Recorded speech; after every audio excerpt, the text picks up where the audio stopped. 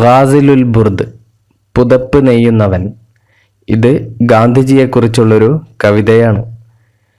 ഈ കവിതയുടെ മനോഹരമായ ഒരു ആലാപനം നമുക്ക് കേൾക്കാം. അതിനുശേഷം ഇതിൻ്റെ അർത്ഥങ്ങൾ നോക്കാം. സലാമുൻ ഹാലി ബശാതി സലാമുൻ ഗാസിലുൽ ബുർദി അഖൂകും ഫിൽ മുഖസാതി മഅർകിൽ മൗഖിഫിൻ നക്ദി വമൻ സ്വദ്ദ عن الملح ولم يقبل على الشهد لقد علام بالحق وبالصبر وبالقصد وجعل الأنفس المرضى فداواها من الحقد دعا الهندوس والإسلام للألفات والبد وهل ليس يعطاه سوى المخلوق للخلد ولا يؤخذ بالهول ولا الصول ولا الجند ولكن هبة المولى تعالى الله للعبد. ഗാസിലുൽ ബുർദ്, പുതപ്പ് നെയ്യുന്നവൻ. ഗാന്ധിജി പുതപ്പ് നെയ്യുമായിരുന്നു. ഈ കവിത എഴുതിയിരിക്കുന്നത് അഹമ്മദ് ഷൗക്കി എന്ന പ്രശസ്തനായ അറബി കവിയാണ്. അദ്ദേഹം ഈജിപ്തുകാരനാണ്. ഗാന്ധിജിയെക്കുറിച്ച് അദ്ദേഹം എന്താണ് എഴുതിയിരിക്കുന്നത് എന്ന് നോക്കാം. സലാമുൻ ഹാലി ബശാത്തി, ആട്ടിനെ നിനക്ക് സലാം. സലാമുൻ ഗാസിലുൽ ബുർദി, പുതപ്പ് നെയ്യുന്നവനെ നിനക്ക് സലാം. ഗാന്ധിജി ഒരു ദേശീയ നേതാവാണ്. ഇത്രയും വലിയ നേതാവായിട്ട് കൂടെ അദ്ദേഹം ആട്ടിനെ കറക്കുക, പുതപ്പ് നെയ്യുക, വസ്ത്രങ്ങൾ, തുണികൾ നെയ്തുണ്ടാക്കുക, ഇങ്ങനെയുള്ള ചെറിയ ജോലികളും ചെയ്തിരുന്നു. അദ്ദേഹത്തിൻ്റെ ജീവിത ലാളിത്യമാണ് അവിടെ കാണുന്നത്. അഹൂക്കും ഫിൽ മുഖാസാത്തി വ അർക്കിൽ മൗഖിഫിൻ നക്ദി, പ്രയാസങ്ങളിലും പ്രയാസ സന്ദർഭങ്ങളിലും ബുദ്ധിമുട്ടുകളിലും പോരാട്ടങ്ങളിലുമൊക്കെ നിങ്ങളുടെ സഹോദരനായ ഞാൻ നിങ്ങൾക്ക് സലാം അർപ്പിക്കുന്നു. വമൻ സ്വദ്ദ അനിൽ മിൽഹി, ഉപ്പ് തടഞ്ഞവൻ, ഉപ്പൊഴിവാക്കിയവൻ. വലം യഖ്ബൽ അല ഷഹദി, തേൻ സ്വീകരിക്കുകയും ചെയ്തിട്ടില്ല. ഉപ്പൊഴിവാക്കി മീൻസ് അദ്ദേഹം ഉപ്പ് സത്യാഗ്രഹം നടത്തിയിട്ടുണ്ട്. തേനിനെ സ്വീകരിച്ചിട്ടില്ല, തേനിലേക്ക് മുന്നിട്ടില്ല എന്ന് പറഞ്ഞാൽ എന്താണ്? അദ്ദേഹം സുഖസൗകര്യമുള്ള ആഡംബരപൂർണമായ ജീവിതം ഇഷ്ടപ്പെട്ടില്ല. ലഖദ് അല്ലമ ബിൽ ഹഖ്, അദ്ദേഹം സത്യം എന്താണെന്ന് പഠിപ്പിച്ചു. സത്യം പറയാനും സത്യം പ്രവർത്തിക്കാനും പഠിപ്പിച്ചു ജനങ്ങളെ. വബിസ്സബ്രി, ക്ഷമ പഠിപ്പിച്ചു.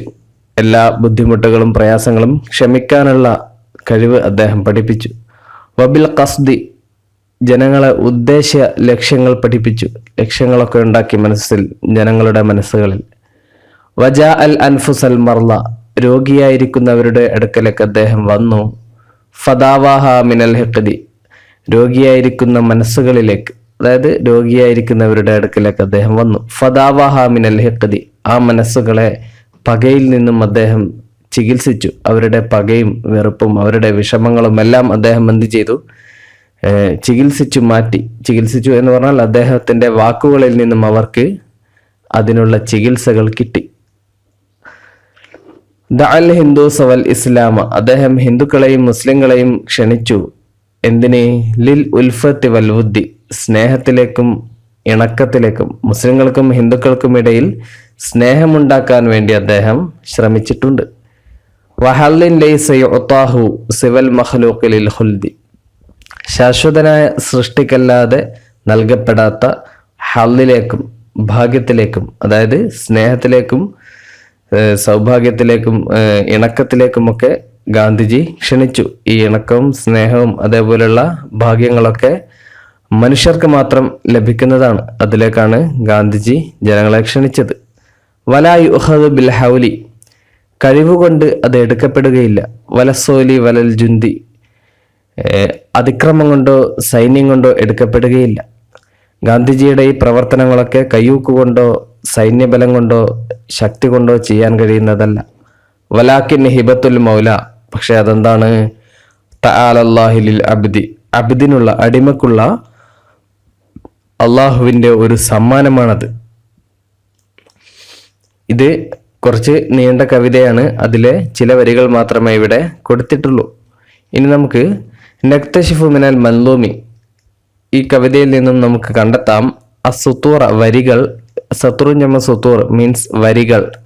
അല്ലത്തി തുനാസിബുൽ ജുമല താലിയ, താഴെയുള്ള ജുംല സെന്റൻസുകളോട് യോജിക്കുന്ന വരികൾ കവിതയിൽ നിന്നും നമുക്ക് കണ്ടെത്തി ഇവിടെ എഴുതാം.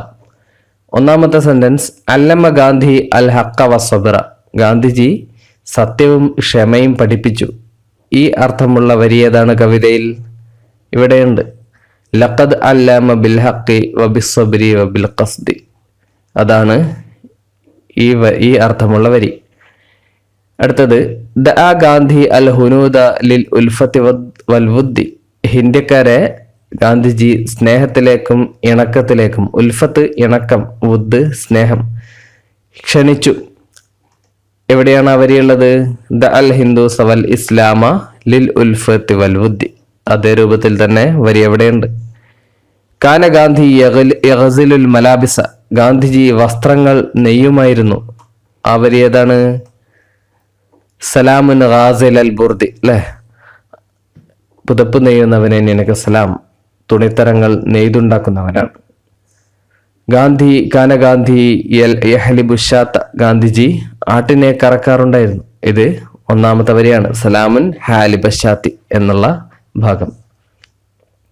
ഇനി നക്തശിഫു മിനൽ മൻലൂമി അൽ കലിമാത്തുല്ലത്തി തൻതഹി ബിദ്ദാലി, ദാല് കൊണ്ട് അവസാനിക്കുന്ന കലിമത്തുകൾ, വാക്കുകൾ നമുക്ക് കവിതയിൽ നിന്നും തിരഞ്ഞെടുക്കാം, കണ്ടെത്താം. കവിത നോക്കിയാൽ മനസ്സിലാവും. ഒരു ഉദാഹരണത്തിന് ഇവിടെ അൽ ബുർദ് എന്ന് കൊടുത്തിട്ടുണ്ട്. ബുർദിന്റെ അവസാനത്തെ അക്ഷരം ദാലാണ്. നമ്മൾ കവിത നോക്കാം, അപ്പോൾ മനസ്സിലാകും. സലാമുൻ ഹാലിബഷാത്തി സലാമുൻ ഗാസിൽ അൽ ബുർദി, ഇവിടെ ബുർദിന്റെ അവസാനത്തെ അക്ഷരം ദാലാണ്. അതേപോലെ എല്ലാ വരിയിലെയും അവസാനത്തെ വാക്കിലെ അവസാനത്തെ അക്ഷരം ദാലാണ് എന്ന് നമുക്ക് കാണാം. നഖ്ദി, ഷഹദി, ഖസ്ദി, ഹെഖ്ദി, അല്ലെ? ഇതേപോലെ ദാലിലാണ് ഈ കവിത അവസാനിക്കുന്നത്.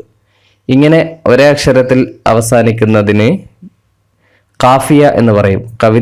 കവിതയിൽ അവസാനത്തെ ഭാഗം ഒരേ രൂപത്തിൽ ഒരേ അക്ഷരമായി അവസാനിക്കുന്നതിന് കാഫിയ എന്ന് പറയുന്നതാണ്. ഇനി നക്തശിഫു മിനൽ മൻലൂമാത്തി താലിയ മൻലൂമൻ അൻ ഹുബ്ബിൽ വത്നി, താഴെ 3 കവിതകൾ കൊടുത്തിട്ടുണ്ട്. കവിതാ ശകലങ്ങളാണ്. അവയിൽ നിന്നും ഹുബ്ബുൽ വത്ന്, ദേശസ്നേഹത്തെക്കുറിച്ചുള്ള കവിത നമുക്ക് കണ്ടെത്താം. ഇത് നിങ്ങൾക്ക് തന്നെ വായിച്ചാൽ മനസ്സിലാകുന്നതാണ്. ബിലാദുൽ ഹിന്ദി ഔത്താനി അഹാലിഹാക്ക് ഇഖ്വാനി, ഇന്ത്യ എൻ്റെ രാജ്യമാണ്, ഇന്ത്യക്കാരൊക്കെ എൻ്റെ സഹോദരങ്ങളാണ്. റആഹല്ലാഹു ഫി അംനിൻ വറഗദിൻ അർഫഅ ശഅനി, ഇന്ത്യയെ സുഭിക്ഷതയിലേക്കും സുരക്ഷിതത്വത്തിലേക്കും ഒക്കെ അള്ളാഹു ദൈവം സംരക്ഷിച്ചിരിക്കുന്നു. ഫലാഹദ്ദുൻ യുബാഇദുന വലാ ഖുൽഫുൻ യുഫരിഖുന, ഒരു ശക്തിക്കും നമ്മളെ എന്ത് ചെയ്യാൻ പറ്റില്ല, ഒരു പരിധിയും നമ്മളെ വേർതിരിക്കുകയില്ല. ഇത് ദേശസ്നേഹത്തെക്കുറിച്ചുള്ള ഒരു കവിതയാണെന്ന് കേൾക്കുമ്പോൾ തന്നെ മനസ്സിലാകുന്നുണ്ട്.